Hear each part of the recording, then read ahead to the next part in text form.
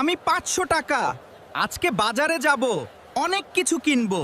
মাছ কিনবো, সবজি কিনবো, মিষ্টি কিনবো। এই ভাই, 1 কেজি পেঁয়াজের দাম কত? 120 টাকা। কি 120? পেঁয়াজ 120, আলু 88, তেল 200।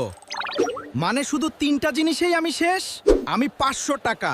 মনে আছে মাত্র 5 বছর আগে আমি দিয়ে পুরো মাসের বাজার হতো, এখন একদিনও হয় না। আমি কি এতটাই ছোট হয়ে গেলাম? কি হয়েছে 500 ভাই? কাঁদছো কেন? আমি 1000 টাকা আছি না। আমি দিয়ে সব হবে। 1 কেজি গরুর মাংস 800 টাকা, মাত্র 1 কেজি।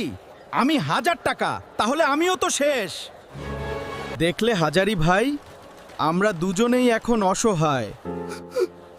এই দেশে টাকার আর দাম নেই রে ভাই। আপনারা যারা দেখছেন হাই, টাকা বাঁচান, অপচয় করবেন না।